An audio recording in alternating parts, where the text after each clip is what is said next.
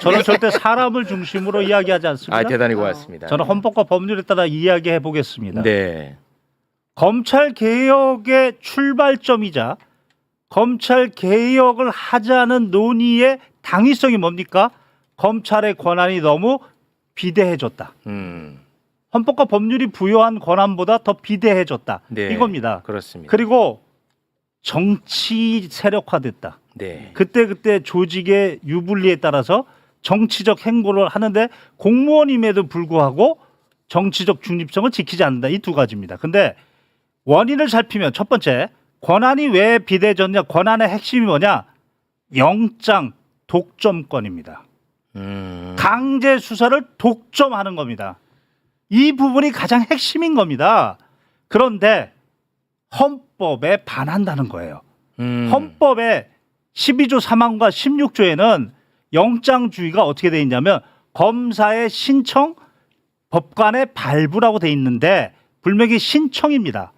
그리고 형사소송법에는 검찰 출신 국회의원들이 청구로 바꿔놨어요. 신청은 뭐냐? 자격이 있으면 누구든지 신청하는 거예요. 다시 말해서 수사할 권한이 있으면 지금으로 치면 경찰도 1차 수사권이 있고 종결권이 있고 예전으로 치면 예전 6대 범죄나 지금 확대시킨 검사도 수사 권한이 있고 공수처도 수사 권한이 있고 당연히 수사 권한이 있으면 강제 수사할 자격이 있는 거예요. 네. 그게 바로 신청이에요. 그런데 그거를 형사소송법이 청구라는 건 뭐냐면 내 권리. 그걸 독점시켜놨다는 거예요. 그거를 먼저 짚어야 되는 거예요. 이거는 또 다른 논의네. 그래서 그러니까 헌법에는 신청해요. 수사하는 사람들은 영장을 청구할 수 있는 권리가 있는 것처럼 되어 있는데 신청. 그러니까 수사하는 사람은 영장을 신청할 수 있는 거지. 그렇죠. 그런데 형사소송법에서 독점시켜놨어요. 검사만 할 수 있는 것으로 독점시켜놨다. 그때 그게 당시에는 가장 본질적 문제다. 그때 당시에는 경찰도 수사하고 검사도 수사하는데 수사의 종결권이 검사한테 있었어요. 수사의 대표자 있어. 그때 당시에는 검경이 수사가 분리되기 전에는 그러니까 수사의 대표자인 검사만 적어도 됐었던 거예요. 검사만. 그런데 지금은 경찰과 검사가 대등관계예요. 공수처도 생겼어요. 각각이 수사 권한을 고유의 권한을 가지고 있어요. 네. 예전하고 시스템이 바뀌었다는 거예요. 네네. 헌법을 바꿔야 돼요. 헌법을 12조 3항과 16조를 예전에 검사에서 지금은 수사기관의 신청. 수사기관의 신청. 이렇게 바꿔서 일단 왜 검사들이 저렇게 보안 수사라도 달라라고 하냐면 이 부분에 역사적인 접근을 하겠습니다. 노무현 대통령이 검찰 개혁 실패한 이유는 제도 개혁을 안 하고 믿었죠. 검사들 정치적 중립을 주면 스스로 자정할 것이라고 공부 잘하는 사람들이니까. 그런데 정치적 독립을 줬더니 개혁에 동참하는 게 아니고 개혁에 저항했어요. 대통령한테 저항했어요. 그래서 꿈이 무너졌어요. 문재인 대통령이 다시 노무현의 무너진 꿈을 이루려고 해서 철저히 제도 개혁을 하려고 했어요. 이번에는. 네. 그 중에 하나가 바로 검경 수사를 분리시켰어요. 검경 수사권을 분리시켰다고요. 네. 그런데 이거를 한동훈이가 어떻게 했어요? 그 등을 기반으로 그때 해가지고. 당시에는 6대 범죄라도 너희들이 검사 그래 전문성 있지 6대 범죄 수사해라고 했더니 그것을 시행령 법률이라는 것은 제도를 만드는 거고 시행령은 그걸 구체화시켜야 되는데 시행령 가지고 장난쳐가지고 늘려버렸죠. 법률을 다시 늘려버렸어요. 그렇습니다. 왜 그럴까요? 강제 수사 독점권을 가지고 있으면 전역이 아니죠. 검사 그만둔 선배들이 수십억 수백억의 돈이 되는 거예요. 그 권력이 바로. 그렇습니다. 그래서 이번 보안 수사의 관점은 보안 보안 수사 해야죠. 당연히 논리적으로 해야지. 그런데 이제는 강제 수사의 권한이 각각 분리가 됐으니까 각각 자격이 있으니까 각각 강제 수사 신청할 수 있는 권한을 줘야지. 아직도 검사가 틀어잡고 검사만 영장 청구하면 안 되는 거죠. 그게 본질인 거죠. 저렇게 뭐 어디를 자르고 넣고 이게 본질이 아니고 권한이 비대해진 게 거기에 있고 또 왜 정치화되느냐.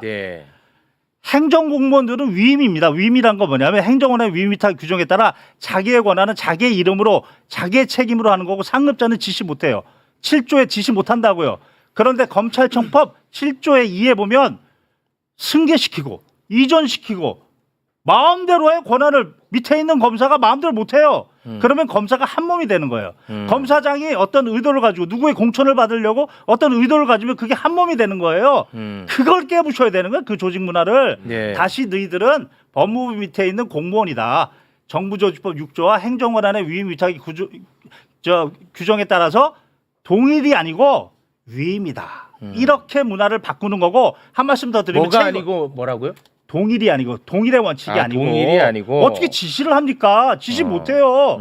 일반 공무원은 지시 못한다고요. 동일이? 사후적으로 감독만 하는 거예요. 6조에 따르면. 네. 그리고 또 하나는 뭐냐면 책임을 어떻게 검찰청법 37조에 검사는 탄핵 뭐 금고 이상 아니면 파면이 안 된다? 다른 공무원 안 그래요. 그렇지. 다른 공무원은 고위 공무원만 탄핵으로 파면하는 거고 나머지 공무원은 징계로 파면하는 거예요. 네. 너희들은 뭔데 왜 신분을 그렇게 과도하게 보장합니까? 그렇지. 고위직에 있는 예를 들어서 뭐 지금으로 치면 검찰청장, 검사장까지는 뭐 탄핵으로 파면하고 말단 검사, 부장 검사, 차장 검사는 징계로 파면할 수 있어야 되는 거예요. 책임을 징계를 현실화시켜야 되는 거고 또 중요한 거. 여타의 공무원과 같이. 또 중요한 거. 경찰 수사 잘못하면 어떡합니까? 법 왜곡죄를 만들자는 거예요. 사실을 조작하고 법리를 왜곡하면 그거는 경찰이든 검사든 그렇지. 공수처든 법 왜곡죄 책임을 지우자. 그리고 이 책임을 위해서는 가장 중요한 게 뭐냐? 이제는 모든 결정을 헌법 37조 2항에 따라 국가안전보장, 공공복리, 질서 유지에 반하지 않는 한 다 공개해라. 공개해라.